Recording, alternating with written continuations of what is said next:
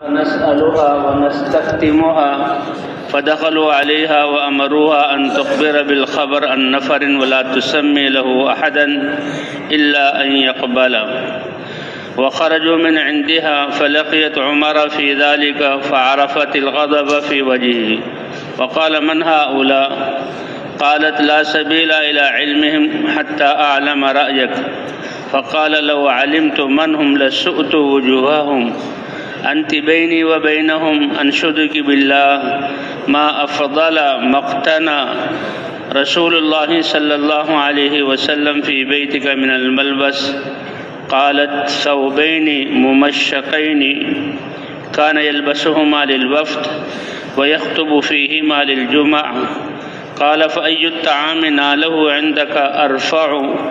قالت: خبزنا خبزة شعير فصببنا عليها وهي حارة أسفل عكة لنا فجعلناها هشة دسمة فأكل منها وتطعم منها استتابة لها. قال: فأي مبسط كان يبسطه عندك كان أوطأ؟ قالت: كساء لنا ثخين كنا نربعه في السيف فنجعله تحتنا فإذا كان الشتاء بسطنا نصفه وتدثرنا بنصفه. قال: يا حفصة فأبلغيهم عني أن رسول الله صلى الله عليه وسلم قدر فوضع الفضول مواضعها وتبلغ بالترجئة وإني قدرت فوالله لا أدعن الفضول مواضعها ولا تبلغن بالترجئة وإنما مثلي ومثل صاحبي كثلاثة سلكوا طريقا فمضى الأول وقد تزود زادا فبلغ ثم اتبعه الآخر فسلك طريقه فأفضى إليه ثم اتبعه الثالث فإن لزم طريقهما ورضي بزادهما لحق بهما وكان معهما وإن سلك غير طريقهما لم يجامعهما. وأخرجه أيضا ابن عساكر عن سالم بن عبد الله فذكر نحوه. اللہ کے رسول نے صحابہ کرام کو دنیا سے بے رغبتی کی تربیت کی تھی اور دنیا کی قیمت بتائی تھی کہ یہ دنیا تو اس کی کوئی حیثیت نہیں، اس لیے صحابہ کرام دنیا میں زندگی گزاری، قابل گزارا دنیا میں سے چیز کو لیا اور بے رغبت بن کر رہے.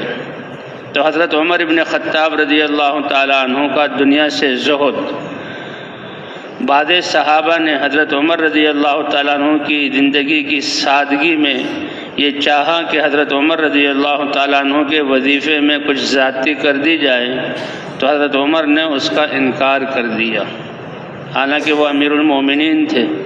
حضرت عمر رضی اللہ تعالیٰ عنہ کے پڑپوتے سالم ابن عبداللہ وہ فرماتے ہیں کہ جب حضرت عمر رضی اللہ تعالیٰ عنہ کو مسلمانوں کے امر کا والی بنایا گیا اور امیر المومنین بنے، تو جتنا حضرت ابو بکر صدیق رضی اللہ تعالیٰ عنہ نے وظیفہ مقرر کیا تھا اسی پر وہ راضی ہوئے، اور یہ صحابہ نے مل کر ان کے لیے مقرر کیا تھا، لیکن وہ بہت کم تھا. تو اس کی وجہ سے حضرت عمر کی بھوک اور بھوک کی وجہ سے جسم کا کمزور ہونا صاف نظر آتا تھا کہ وہ تو اتنا کم ہے کھانا کہ حضرت عمر کمزور ہو گئے. تو مہاجرین میں سے کچھ لوگ جمع ہوئے اور بڑے بڑے حضرات، حضرت عثمان، حضرت علی، حضرت طلحہ، حضرت زبیر، اور انہوں نے جمع ہو کر یہ مشورہ کیا. تو حضرت زبیر رضی اللہ تعالیٰ عنہ نے فرمایا کہ اگر ہم حضرت عمر سے کہہ دیں کہ اپنے وظیفے میں کچھ زیادتی کر لیں تاکہ کچھ کھانا پینا قابل گزارا ہو جائے. حضرت علی نے فرمایا میں تو بہت دنوں سے یہ چاہ رہا تھا، لیکن حضرت عمر سے کہے کون، چلو ہم سب مل کر چلتے ہیں اور حضرت عمر کی خدمت میں یہ گزارش کرتے ہیں، یہ بڑے بڑے صحابہ ہیں. تو حضرت عثمان نے کہا سوچ لو، وہ عمر ہے تمہاری بات کو آسانی سے نہیں مانے گا. انہوں نے کہا آ جاؤ، پہلے ان کی رائے معلوم کر لو کہ وہ بات سننے پر راضی ہیں کہ نہیں؟ ہاں ایک صورت ہے، اور وہ یہ ہے کہ ہم ان کی صاحبزادی جو ام المؤمنین ہیں حضرت حفصہ رضی اللہ تعالی عنہا، ان کے پاس آ کر درخواست کریں اور ان سے کہیں کہ آپ اپنے ابا حضرت عمر سے یہ کہہ دیں کہ اپنے وظیفے پہ زیادتی کر لیں۔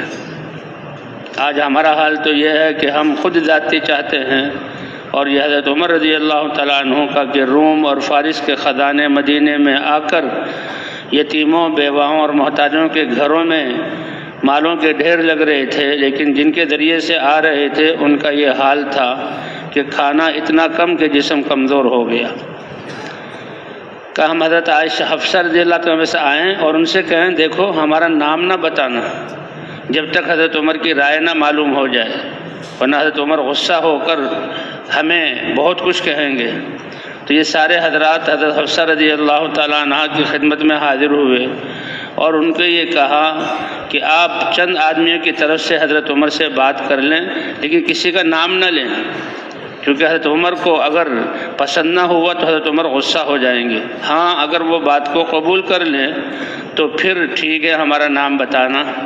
یہ حضرات حضرت حفصہ سے یہ کہہ کر باہر نکل آئے تو ام المومنین حضرت حفصہ جو حضرت عمر کی صاحبزادی تھیں وہ اپنے باپ سے ملنے گئیں، تو حضرت عمر کو بھی کچھ محسوس ہو گیا اور ان کو پتہ لگ گیا، محسوس ہوا کہ حضرت عمر کے چہرے پر تو غصہ ہے۔ پھر جب بات کی تو غصہ اور بڑھ گیا۔ حضرت عمر نے فرمایا اے حفصہ تم یہ بتاؤ ہیں کون، کن کو جرأت ہوئی کہ وہ یہ کہہ رہے ہیں کہ عمر کے وظیفے میں زیادتی کر دے؟ تو حضرت حفصہ نے عرض کیا ابا جان میں ان کا نام آپ کو نہیں بتا سکتی جب تک کہ آپ کی رائے معلوم نہ ہو۔ اگر آپ اس کو قبول کرتے ہیں، آپ کو ان کی رائے اچھی لگتی ہے تو نام بتا دوں گی کہ پھر آپ کچھ نہیں کہیں گے، اور اگر آپ کی رائے انکار میں ہے تو میں نام نہیں بتاؤں گی۔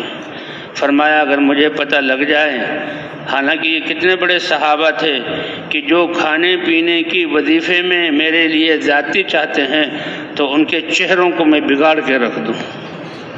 تم میرے اور ان کے درمیان واسطہ بنی ہو اور ان کی بات کی سفارش کر رہی ہو، میں تمہیں اللہ کا واسطہ دیتا ہوں، یہ بتاؤ حضور صلی اللہ علیہ وسلم جو تمہارا حجرہ تھا اور گھر تھا تو حضور کا لباس تمہارے گھر میں کیا ہوتا تھا؟ کتنے جوڑے تھے؟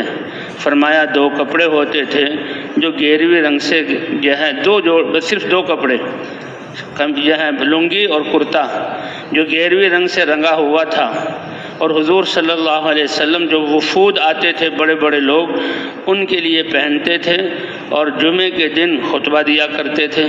کہ بس یہ دو ہی کپڑے تھے؟ کہاں کہ کون سا کھانا تھا جو تمہارے ہاں حضور نے کھایا ہو اور کھانے میں سے بہت اونچا وہ کھانا ہو؟ فرمایا حضور کا سب سے اچھا کھانا جو ہم نے ان کو کھلایا وہ جو کی روٹی ہوتی تھی۔ اب جو کی روٹی کیسی سخت ہوتی ہے، اور اس سے ہم جو کپی جس میں تیل ہوتا تھا اور تلچھٹ میں جو تیل کی چکنائی باقی رہ جاتی تھی وہ ہم اس کے اوپر ڈال کر چپڑ لیتے تھے، جس سے وہ سخت روٹی کچھ نرم ہو جاتی اور حضور اس کو تناول فرماتے اور خوب خوش ہو کر اس کو کھاتے تھے۔ کہ یہ سب سے اچھا کھانا تھا۔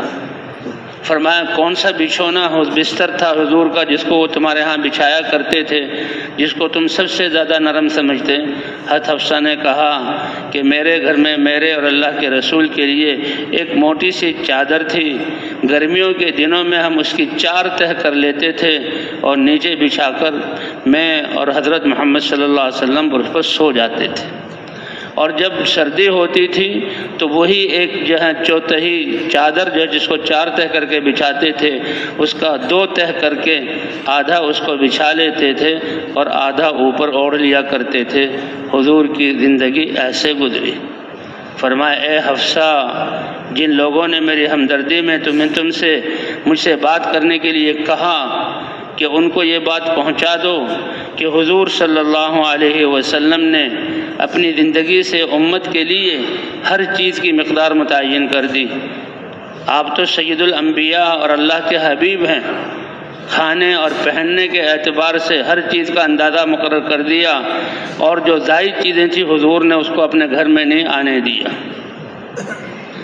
میں نے بھی اسی طرح جو ہے اندازہ کیا ہے، اور اللہ کی قسم یہ جو زائد چیزیں ہیں میں ان کو گھر میں نہیں آنے دوں گا، اور اللہ کی ذات سے امید ہے کہ اللہ مجھے مقصود تک پہنچا دیں گے۔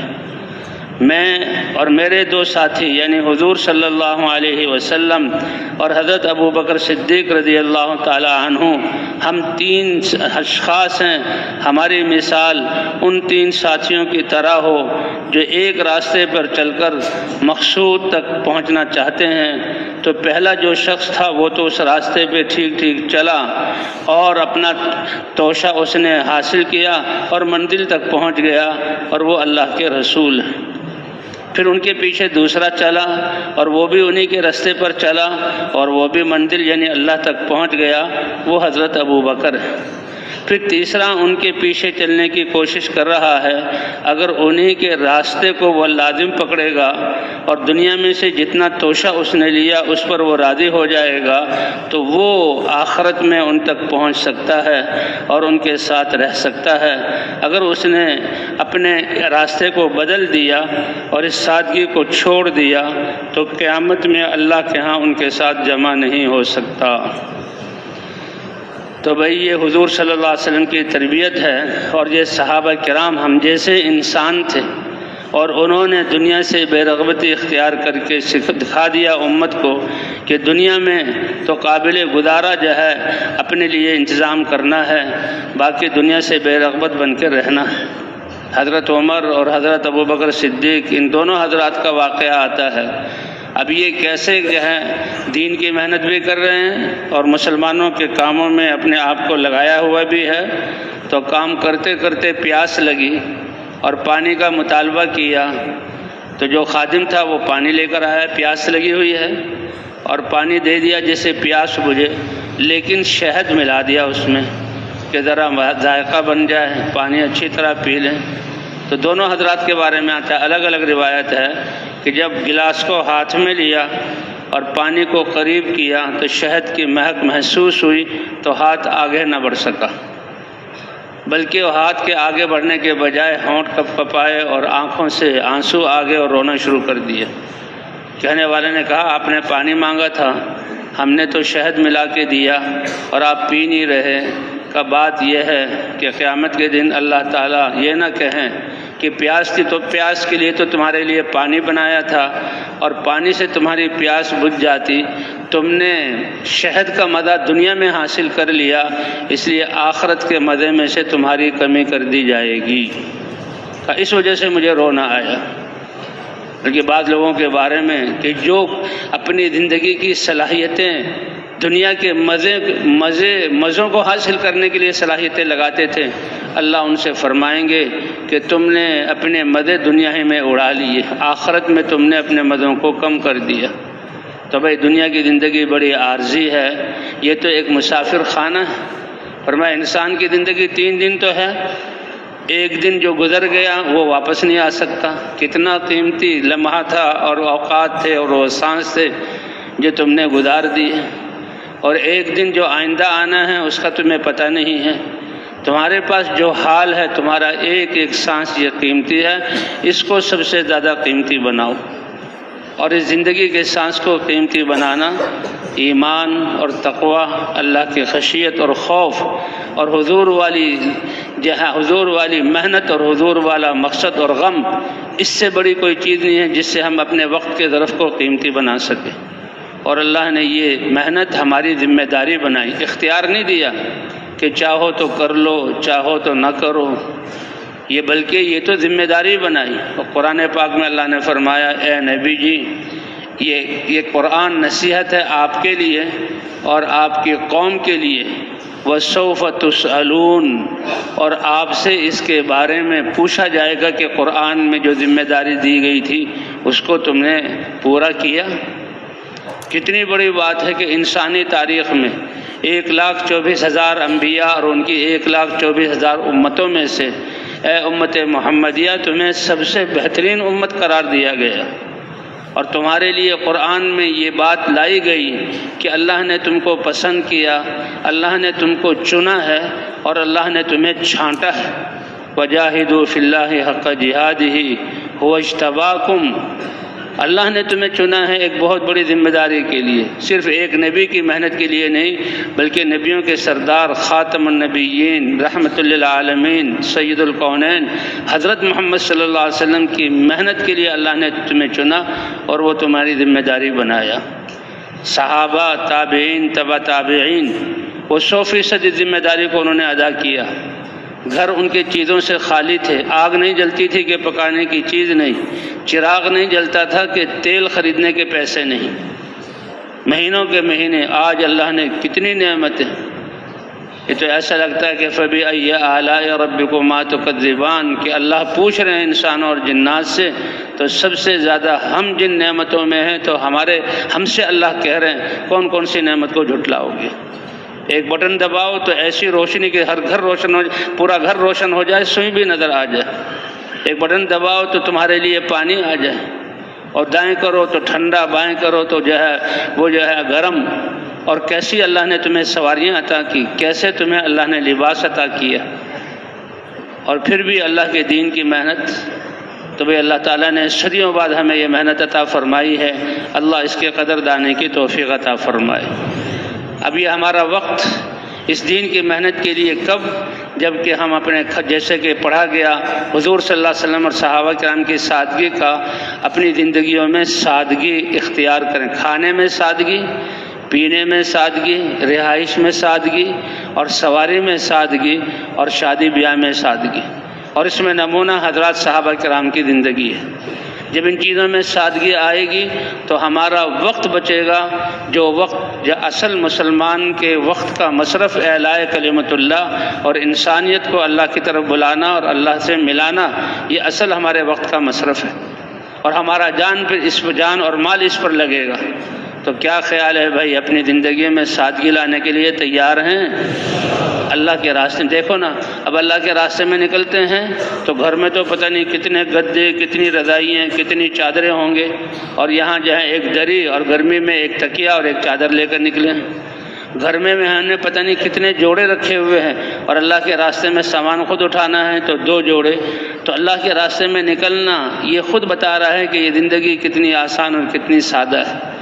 تو بھائی جب ہم سادگی اختیار کریں گے تو ہمارا وقت بھی بچے گا، اور ہماری مال بھی بچے گا، اور اس کا مصرف انسانیت پر رحم کر کے اللہ سے ملانا، اور اللہ کے غصے سے بچا کر، دنیا آخرت کی مصیبتوں سے بچا کر جنت کے راستے پر ڈالنا۔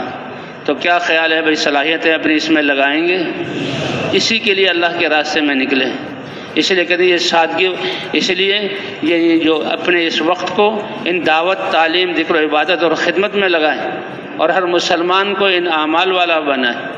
3 دن کے لیے آدمی نکلتا ہے، 72 گھنٹے میں آتا ہے، زندگی بدلی ہوتی ہے۔ تو 3 دن کی تو 3 دن تو کوئی بڑی مدت نہیں ہے، لیکن 3 دن کے جو اعمال ہیں کہ بھئی دعوت، اللہ کی بڑائی کو سنا، اللہ کی بڑائی کو بولا، اعمال سے ہونے کو بتلایا، اعمال سے ہونے کو سنا، حدیثوں میں پڑھا، اور اسی طرح آخرت کی نعمتیں کے بارے میں سنا، اور دنیا کی بے رغبتی اور دنیا کی بے ثباتی کو سنا، اور اسی طرح نمازوں کا اہتمام کیا، اور علم کے فضائل کے حلقوں میں بیٹھے اور اللہ کا ذکر کیا اور انسانوں کی خدمت کی، ان اعمال کی برکت سے زندگی کا رخ ہی بدل گیا۔ تو کیا خیال ہے بھائی، ان اعمال کا اہتمام کریں گے؟ دن میں اپنے آپ کو ان اعمال میں تھکایا جائے، دن میں بھی دعا کی جائے، اور رات کو اللہ کے سامنے کھڑے ہو کر ساری انسانیت کے لیے مانگا جائے۔ حضور اور صحابہ کے زمانے میں جو آبادی تھی آج سے لا محالہ کئی گنا کم ہوگی، لیکن ان کی فکر کے لیے صحابہ کرام کیسے تڑپتے تھے اور کیسے یہ زندگی کو سادہ رکھنا، اسی لیے کہ انسانیت کو بلانے کے لیے ہمارے پاس وقت، اور آج 7 ارب انسانیت ہے، 7 ارب، 5 ارب تو اللہ کو جانتے ہی نہیں، ان کی زندگی کا کوئی مقصد ہی نہیں، اور وہ اپنی صلاحیتوں کو ضائع کر رہے ہیں، مرتے ہی جہنم کی طرف جا رہے ہیں۔ انہی کے علاقوں میں اگر سیلاب آ جائے، انہی کے علاقوں میں زلزلہ آ جائے، انہی کے علاقوں میں کوئی قحط آ جائے تو ہم برداشت نہیں کر سکتے، اور ان کے لیے بھی اچھی بات ہے کہ ان کا تعاون کرتے ہیں۔ تو بھائی اگر وہ جہنم کی طرف جا رہے ہیں اور اللہ کی ناراضگی کی زندگی گزار رہے ہیں اور پریشانیوں میں مبتلا ہیں، تو بتاؤ بھائی اس سے نکال کر رحمت اور کامیابی کی طرف لانا ہماری ذمہ داری ہے کہ نہیں ہے؟ اور 2 ارب مسلمان ہیں، مسلمان ہوتے یہ مسلمان ایمان والا یہ کیسے پریشان ہے؟ یہ کیوں مسائل کے شکار ہے؟ یہ کیوں چاروں طرف سے حالات؟ اللہ تو فرماتے ہیں جیسے تمہارے اعمال ہوں گے ایسے معاملہ ہوگا۔ تو 2 ارب امت مسلمہ کا مسئلہ ہے، 5-6 ارب کافروں کا مسئلہ ہے، اور اللہ نے ہمیں رحمت للعالمین نبی عطا فرمایا اور رحمت والا دین مرحمت فرمایا، اور اللہ فرما رہے ہیں ارحموا من فی الارض یرحمکم من فی السماء، تم زمین والوں پر رحم کرو تو اللہ تم پر رحم کرے گا۔ اس لیے بھائی اس جو زندگی باقی ہے اس کی قدر اور اس کام کی عظمت ہمارے دل میں ہو، اور ہم ان اعمال کا اہتمام کریں، امت کو بھی ان اعمال پر ڈالیں۔ اور جیسے عرض کیا گیا صحابہ کرام کے جو زہد کے قصے پڑھے ہیں تو ان چیزوں میں سادگی، 4-5 چیزیں ہیں انسان کی ضروریت کی، لباس ہے، کھانا ہے، رہائش ہے، اور سواری ہے، اور شادی ہے۔ تو اس کو سادہ کرنے کی کوشش کریں گے انشاءاللہ، اور اس میں نمونہ صحابہ کرام کی زندگی ہے۔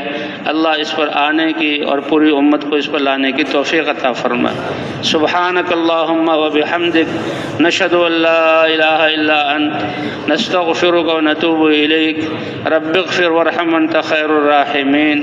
اللہم ارحم موتانا واشف مرضانا واغفر لعصاتنا واہد ضالنا وأد ديوننا واقض حاجاتنا وألف بين قلوبنا وأصلح ذات بيننا، اللهم استر عوراتنا وآمن روعاتنا وانصرنا على من عادانا۔